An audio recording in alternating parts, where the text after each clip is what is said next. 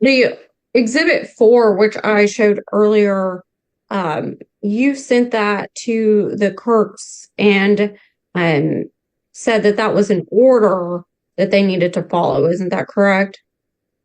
I sent that to Sandra from my phone. She was the only one that had received that, and I'm not quite sure what is mean by a forged document.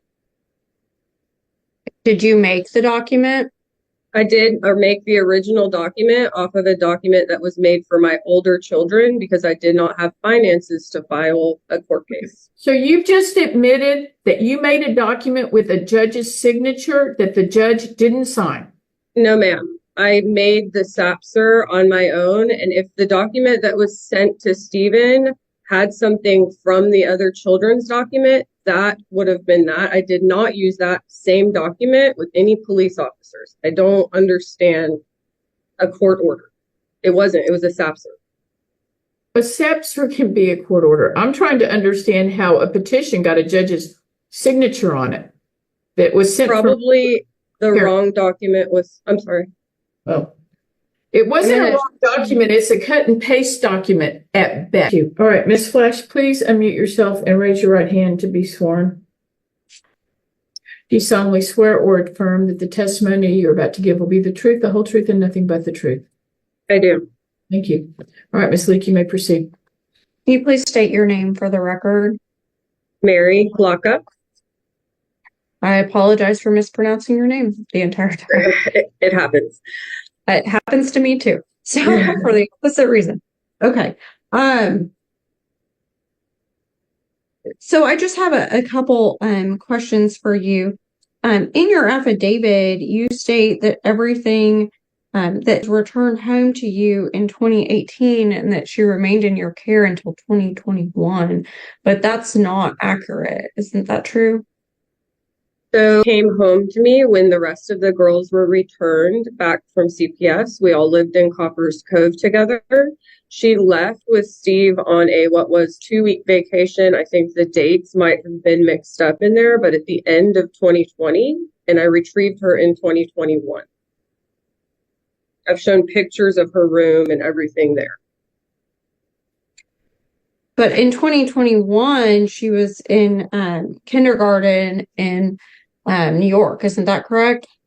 That is correct. That's when I had to go and pick her up from New York and bring her back to Texas. But that didn't occur until May of 2022. Isn't that correct?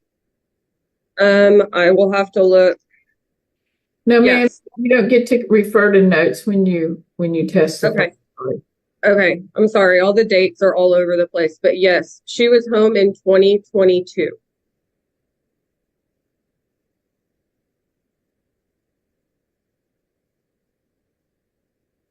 So can I go back over that really quick? No, ma'am. You wait for a question. You don't get to volunteer information. You just answer questions, please. Okay. Am I muted? Okay, good. No. It says it was muted, but then I don't think it was. Okay. And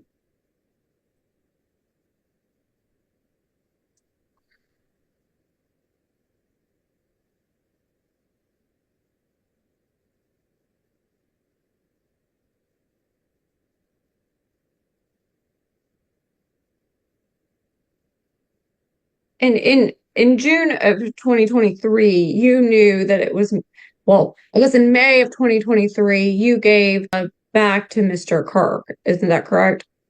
He was granted a summer visit with her after a year and a half of doing visits with supervision, yes.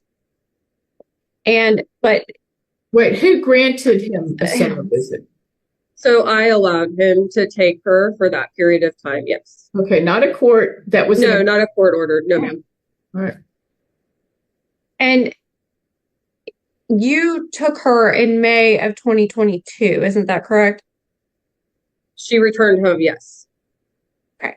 And for the summer of 2022, you actually allowed Mr. Kirk to have her for that entire summer after the school year was completed. Isn't that correct? That's absolutely incorrect. She was home with me and my other 2 daughters.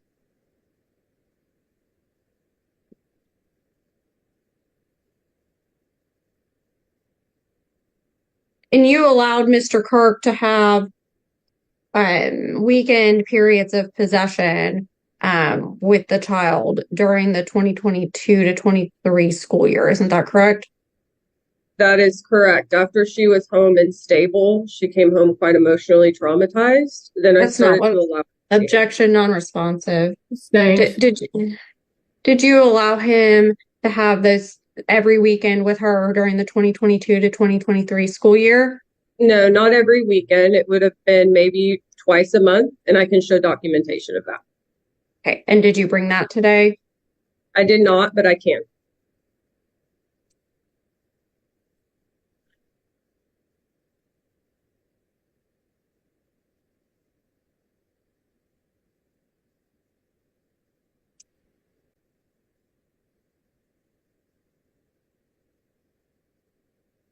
And in your affidavit, you allege that CPS removed the children from your home due to abuse allegations by your deceased husband. But if you review the CPS records, that's actually not correct. Isn't that true? There's a very long story that surrounds CPS. If we want to get into that, we can. But to me, it seems like 6 years ago. Just answer the questions again. Just please. Okay, it was not due to allegations. It started because of abuse from my husband that was deceased to my two older children. The reason that the children, the reason that all three children were removed from your care had nothing to do with any physical abuse allegations by your ex-husband. Isn't that correct? That's incorrect. So the reason they were removed, is that what you said? Can you state that again? From the CPS case that occurred in 2017, all three children were removed from your care, and you allege that that was because of physical abuse allegations by your deceased husband. That's not actually true. I'm sorry. No, ma'am. The CPS case began because of that. They were removed because I was dealing with severe depression after going through that while being in doctorate school and just having a child.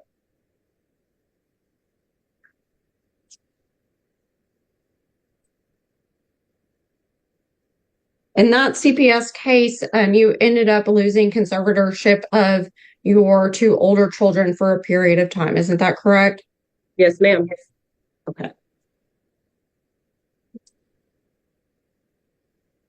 And you allege that Mr. Kirk refused to drug test in that CPS case, but a review of those CPS records will reveal that he actually did drug test when CPS asked him to. Isn't that correct?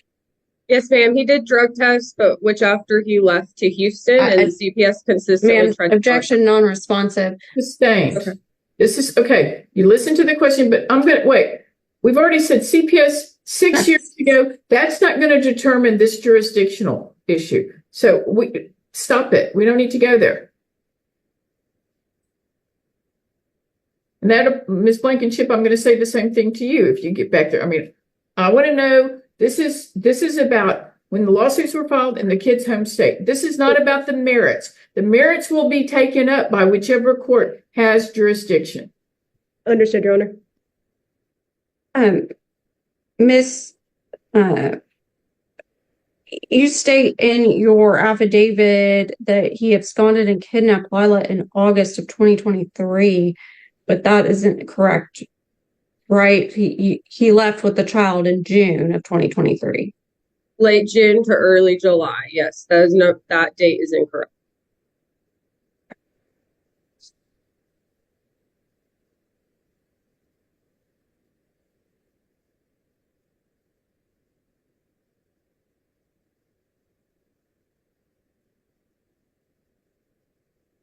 The Exhibit 4, which I showed earlier, you sent that to the Kirks and said that that was an order that they needed to follow. Isn't that correct?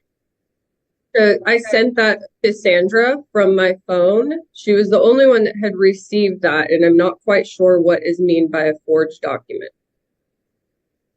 Did you make the document? I did, or make the original document off of a document that was made for my older children because I did not have finances to file a court case. So you've just admitted that you made a document with a judge's signature that the judge didn't sign? No, ma'am. I made the SAPSER on my own, and if the document that was sent to Stephen had something from the other children's document, that would have been that. I did not use that same document with any police officers. I don't understand a court order. It wasn't. It was a SAPSR. A SAPSR can be a court order. I'm trying to understand how a petition got a judge's signature on it that was sent Probably the wrong document was, I'm sorry. Oh, it wasn't a wrong document. It's a cut and paste document at best. It was sent to his phone from my phone, and I did not make that into a forged document. I'm going to show you what's been marked as Exhibit 4. Are you suggesting that this document was a document that was actually used in your other two children's case? So I used the template from another document that was used in my other children's case. And what was the purpose of creating this template? To file with the court. So, but you sent it to the Kirks and along with messages saying that there's this court order and you're going to enforce it and they're going to get kidnapping charges. Isn't that correct? This is the document that was sent to them, correct. He was aware there was a SAPSR filed. Can you explain how that SAPSR document got a judge's signature on it? I can't explain that, Your Honor, but as I look at it, it seems as though the document that I was creating had copy and pasted to that document, and I sent the wrong one to Sandra. It's the same SAPSR that was filed in the state of Texas. Okay, well, I do understand how that works. I'm going to stop you because I think there is a crime for creating government documents or messing with, but I'll leave it at that. And so I understand. I will just caution you that I think there could be some potential criminal liability about that. I understand.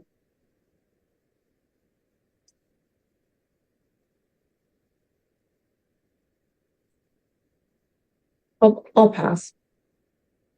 Ms. Blankenship. Welcome to American Court Case. Like the video, share with friends, subscribe to the channel, and I'm going to try to limit these questions to address the jurisdictional issue. Mary, regarding the original SAPSR that was filed in 2017, there's been some testimony kind of questioning why there was no action taken, like between 2017, 2019 to late last year when you hired us. Can you just briefly explain why that was? Sure. So in 2015, my husband passed in an extreme circumstance, and I was raising two children that were deeply grieving, as well as myself, and I was also in doctorate school. I had just had a child, and coming out of that, I was raising the children on my own, and I did not have the finances to go through a court case at that time. So I filed a SAPSR on my own, knowing that I could possibly file on my own. And from then on, I did not have the resources to actually go through with the case. And Stephen Kirk and I seemed to be getting along. And so at that time, it was not urgent. Okay. And so you said Lila was born in 2015. You were in a relationship with Mr. Kirk at that time, but he is not listed on the birth certificate, correct? Correct. And so was that the reason you were filing the SAPSR, to try to establish some kind of paternity? Yes. So I filed the SAPSR to try to establish paternity through the state district attorney so that he could possibly pay child support.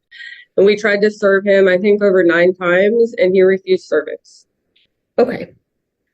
So between the time you filed the SAPSR to early 2019, the CPS, the 6 months where they were not in your care, but after that, Lila lived primarily with you. Yes, Lila lived with me straight until she was 18 months, and then the CPS case began. Okay. So during the year 2019, Lila's primarily living with you. Did you allow Mr. Kirk any type of visitation with her during that time? we were on good terms, and so we both spent time with her. He also spent time with her in Houston and back and forth, just because I didn't have the money for daycare. So he would come in and out, and we would just kind of pass around care. Okay. And then when was Lila enrolled in school at Larkspur Elementary? She was enrolled in school her second semester of kindergarten after she returned home from New York. And was that 2021? That was 2022. 2022. Okay, I gotcha. So, sorry to backtrack, but to May 2021, Lila was living with you primarily at that time. And did you allow Stephen to take Lila to New York during that time, around that time? So he had stated that he wanted to take her to visit family for about 2 weeks, which I said that would be fine. And it was during COVID, so they ended up staying quite a bit longer. And he said he would need to enroll her in school, which I was fine with because we were in the pandemic. Shortly after, he cut off all communication, and I had no idea where she was. Okay, so at first, due to COVID, you're like, all right, if you want her to be in school. At what point did you realize that you needed to intervene and try to go get her and bring her home? So I had bought her an iPad to keep her location. He began shutting off that iPad. I started to see their living conditions, and then I started to get calls from family whenever his phone was off. So I sent a private investigator out to locate him. And then I located him and saw that he had some very extreme drug use going on, and Lila was being completely neglected. Okay, neglected. So you hired the PI. How did you get Lila back at that point? So at that point, I went out to visit. Steve was extremely erratic. I'm not quite sure what he was using, but I was able to talk with him and kind of get an agreement that Lila would come back with me while he would get better. And that was an agreement with what his family was pushing, and the school in themselves that Lila was attending had been threatening. I'm going to object to any hearsay. Just staying. Okay. So you went and got her. Living conditions were poor. Can you describe Lila's state when she got back, like physically, educationally, emotionally? Yes, Lila was extremely behind all of her other classmates. She was unable to read. She couldn't write at all. She had over 12 cavities that we had to get taken care of. She was extremely emotionally traumatized. She would spend hours screaming, and me and her sisters would have to just love and hold. Objection on hearsay. Overruled. She didn't respond. Sorry. But she's going beyond the Okay, go on. Let's ask the next question. So after dealing with this incident in 2021, you get her back. How were things from then until June of 2023 when Mr. Kirk ran off with her again? How was that? I'm sorry. Just like how was that time? You get her back in 2021. How are things up until about June of 2023? So it was kind of a beautiful time. Her sisters and I were all able to finally bond without Stephen Kirk in the picture.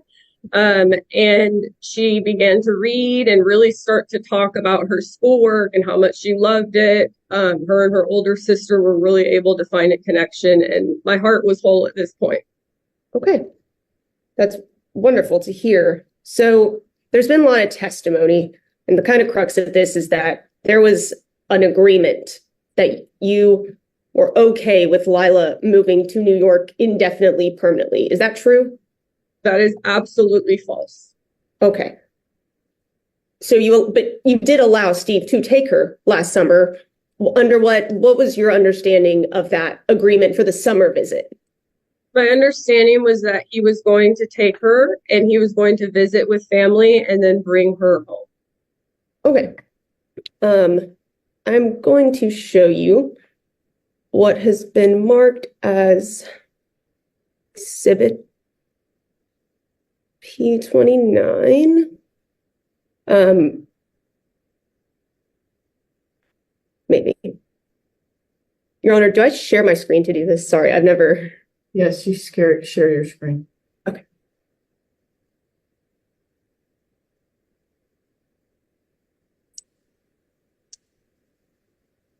Okay. Okay. Do you recognize these messages, Mary? I do.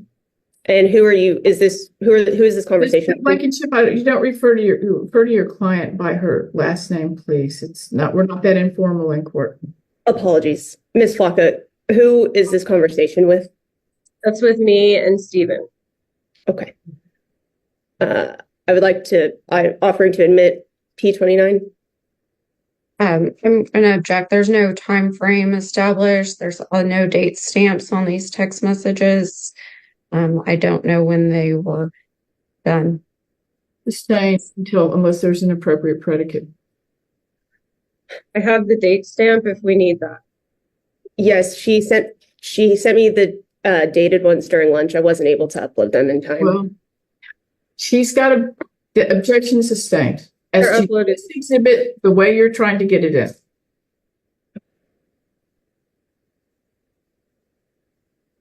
Okay, Ms. Flocka, at any point did Stephen ask you about staying in New York with Lila permanently? Absolutely not. Okay. What your understanding was that he was visiting his family up there and he would bring her back. At what point did you realize that he was not coming back with the child? So I was at home and I went to call her and I looked at her location and I hadn't talked to her in I think 2 days and her location said New York. So I immediately contacted him and his girlfriend and of course was very traumatized. Why is she in New York right now? What is happening? And then they blocked me on their phones and just decided that they would not speak to me and would not allow me to speak to Lila. Okay. And at that point, I believe that you retained our services to represent you in this matter, correct? After going through the police in Texas and also the police in New York, which we tried to retrieve her, I did hire, yes. Okay. So you reached out to the police in New York. Do you remember around the first time that you did that? Yes, so I reached out to the police in New York. I think I gave him about 3 weeks to try to see if he would actually bring her back. And once she began school in New York and I realized he was not going to bring her home, I immediately reached out to the police.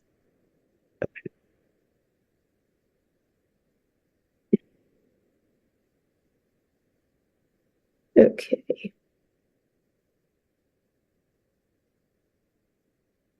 Hey, I'm showing you now it's marked as P27. Do you recognize this email, Ms. Flocka? I do. And can you tell me what this is? Which one is this? Okay, so this is an email that my partner actually wrote to. He's a retired veteran. He wrote to the chief of police. You've identified it. That's Yes. all she asked you. Can you identify it? I can. Okay, you just did. I'd like to admit Exhibit P27. I'm going to object. It's all hearsay. Sustained. She just said it was written by someone else. Sustained.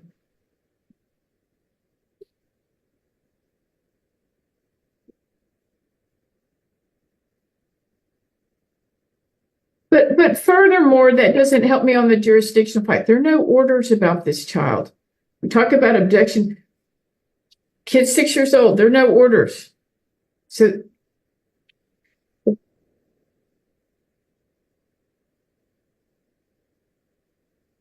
But Ms. Flocka, you tried to bring the child back. When you allowed Stephen to take her, there, as has been said, there's no court orders in place. So why was it that you, even with him have done something similar before, why was it that you allowed this summer visit to New York with him? He had worked for the last year and a half to try to get that time with her. And I was also under the false pretense, realizing that he was not on the birth certificate, that he would not be able to just pick a child up that he had no right to and take off with her. Right. So you essentially trusted him, even though there was no court order in place that you had to. Yes, I was trying to do the best thing for her. Any of the times that Mr. Kirk has taken Lila, whether it was to Houston, to his family, or to New York, any one of those times, did he ever explicitly tell you that it was his intention to ever remove Lila permanently, indefinitely, to any state other than Texas? Absolutely not. Okay. And have you made any preparations for Lila in your home for her hopeful return? And that's subject to relevance. Sustained. What does that go to jurisdiction? I'm not trying the merits of this case today.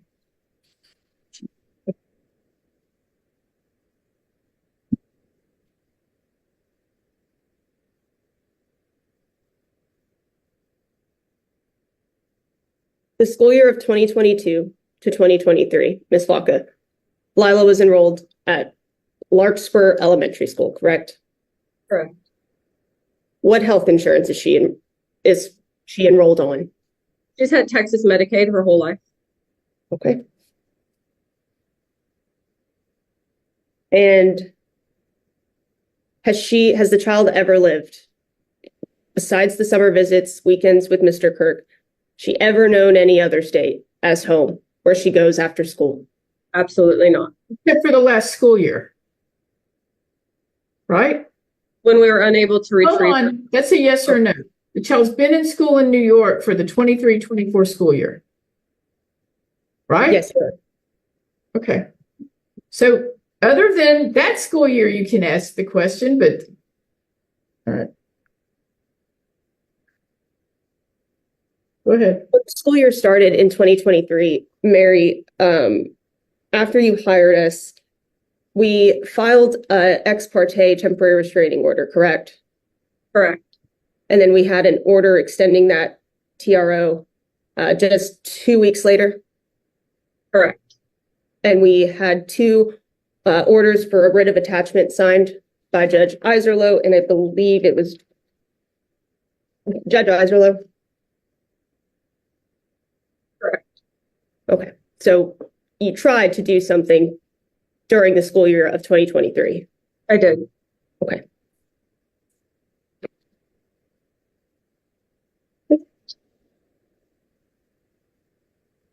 No further questions, Your Honor. Ms. Lee, do you have any? Just a few. You indicated that CPS or that Lila was only out of your care for 6 months due to CPS, but the records show that it was at least a year. Is that correct? It was around 8 months. It started in January of 2017, and we have records that show that in January and February of 2018, Lila was still in Mr. Kirk's custody. Do you disagree with those records? I do, because Lila was never permanently removed from me. He removed her to Houston, and whenever he decided, he just brought her back because she was no longer part of the case.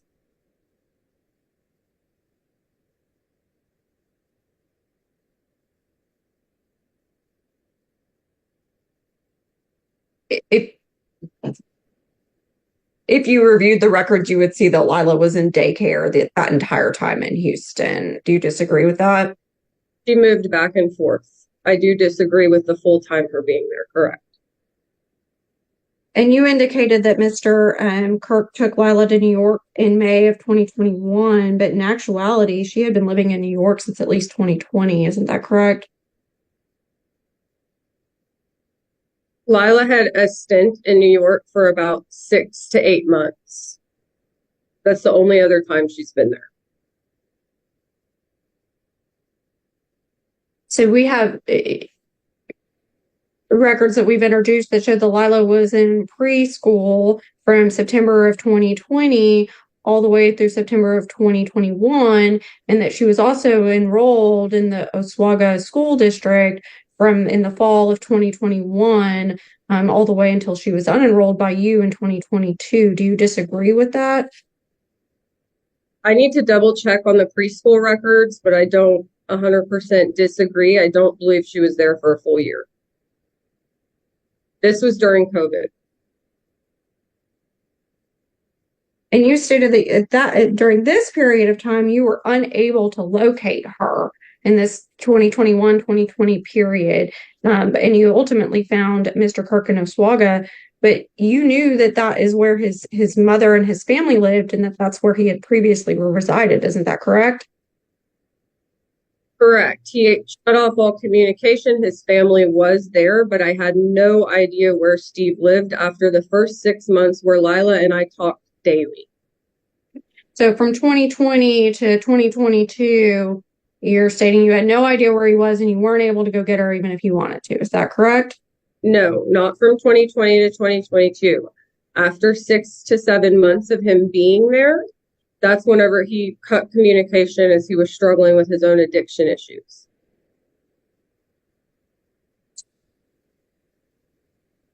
So 6 to 7 months after he would have been there, see if they were there, and we have shot records and daycare records that show she was there in September of 2020. 6 months would have put you in March of 2021, but you didn't go up to go get Lila until May of 2022. Isn't that correct? I had visited her once in November for the holidays. And then after all of that communication cut off, yes, I came back after I located where he was living and came to pick her up. But for the period of 2022 until you say that he cut you off, you were fine with Lila living with him. Is that correct? I was, because we communicated daily and it was in the middle of COVID and travel was not conducive at that time. But you were able to go up and visit her? In November when things settled down, yes.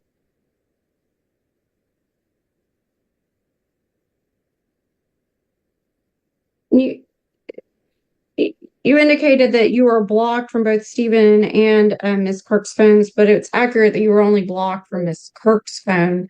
Isn't that correct? Yes, Ms. Kirk refused to give me Stephen's phone number until she blocked me, so all communication had to go through her. But you did have Stephen's phone number after that. I did not. Isn't that correct? No, I did not. He changed his number when he moved. And your other two children were communicating with Stephen and had his number during this time period. Isn't that correct? That's incorrect. I've uploaded a text that Mia may be able to show, but my daughters have tried to reach out to Lila multiple times, and Stephen has told them Lila does not want to speak to them.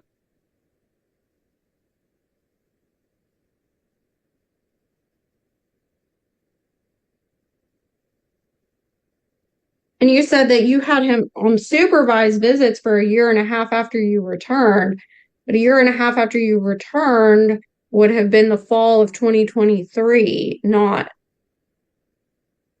So he was visiting Lila well before that point. Isn't that correct? During that summer of 2023, he was not allowed to come to my home nor visit her. After I saw that he was gaining weight and looked more healthy, I tried to establish a healthy relationship with them, and that was in the fall, yes. And so that was only several months that you're claiming that you didn't allow her contact with him. Isn't that correct? It was about 4 months, yes. She spoke with him on the phone briefly, but I needed to get her established.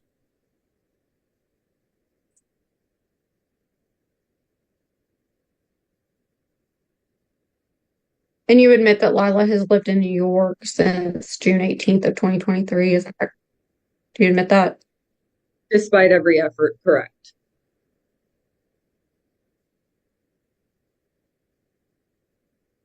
And you admit that she's been attending school there?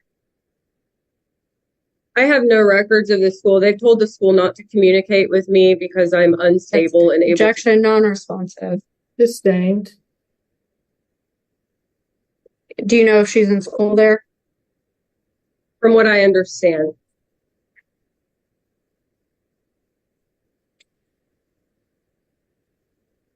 And have you had the opportunity to speak with the attorney that's been appointed for Lila in the New York case?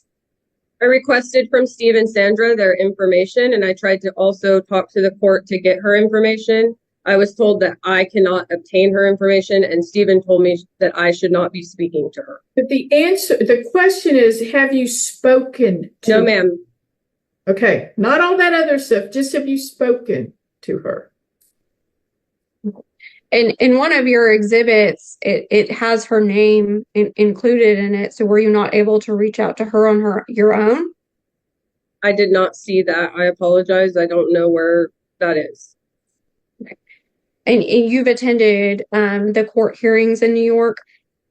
I attended via phone and told them both times we have a Texas case going on. I thought no other court could have jurisdiction when Texas was going on. They've rescheduled twice. And during those court hearings, were you able to ask the court if you could have the contact information for the attorney in that case? No, ma'am, we didn't have time to go over that.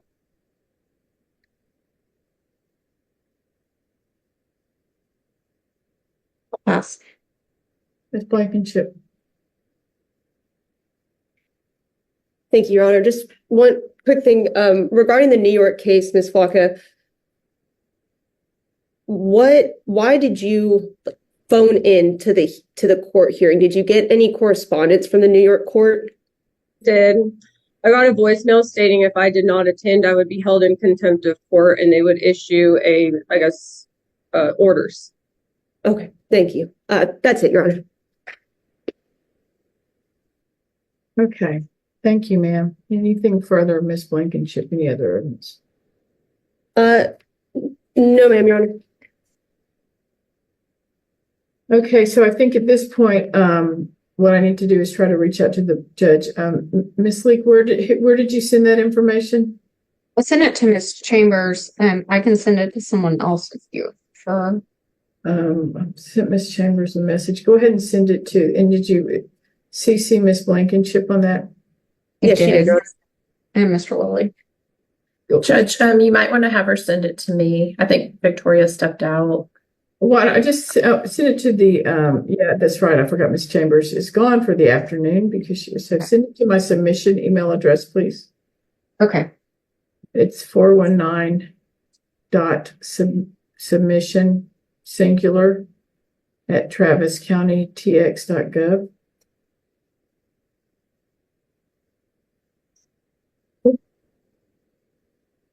Sending it. I have a 1-minute delay on my email, but it should be there soon.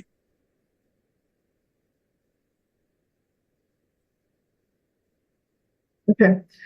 So I'm going to reach out and see how quickly I can set up a conference with what's the judge's name, Ms. Leek? It's Rosario, Judge Rosario, and the way the New York attorney explained it to me. Go ahead. I'm sorry. I have it now. Okay. I think it's similar to the associate judges that we have here. They have court referees. Okay. That hear certain matters. Can you also, I'm going to need the cause number for the New York. Yes. So can you please I'll attach everything I just attach a single pleading or the most recent order. I guess I can put in the box, but it's all in one place. Yeah, okay. You can both send me proposed orders if you want, or I'll get you a letter ruling or an order. But I can't rule until I set up a conference with the New York judge, which I will do as quickly as possible. And then, Judge, unfortunately, I have to withdraw, and so I would like for that motion to be heard as well. But Ms. Leek, I can't. The local rules say I can't let lawyers withdraw until there's an order from whatever hearing they participated in. So, is everybody agreed to the withdrawal? Yes, I mean my client agrees. Yeah. Has Ms. Blankenship signed off on the proposed order? I have not, Your Honor. Here's the deal, Ms. Leek. You participated in this hearing. The local rules say I can't let you off till I have an order on a hearing that you participated in. If everybody agrees, or if I'm happy to do it then, or if I need to take some testimony about it, I'm happy to take that testimony now, but I can't sign an order allowing you to withdraw till I get an order entered about the hearing we just conducted. I understand. So if I can submit my order for withdrawal when the other order gets submitted and ask that they both be signed at the same time. Yes, but it needs to have opposing counsel's signature on it. And Mr. Kirk, do you agree that Ms. Leek should be able to withdraw after whatever order I'm going to enter in this case has been Yeah, once this is wrapped up, yeah. Okay. And have Mr. Kirk sign it as well. Okay. All right. And then I'm happy to get that done one way or the, yeah. I wanted to go ahead and finish. But Those pesky didn't local want to leave them hanging. Well, those pesky local rules say you can't I know. conduct a hearing and then ask to get off before it's all taken care of. So, all right. Well, I'll reach out as soon as I get. If you send me an email with at least I'm a pleading, so I mine have to pull it out of the box, and I'll try to call the judge this afternoon and see how quickly I can get hold of her. And Your Honor, you wanted us to go ahead and send a proposed order. If you guys both want to send a proposed order, that'd be fine. Yeah. Okay. Thank you. Thank you all. Thank you. Thank you very much. You may be excused.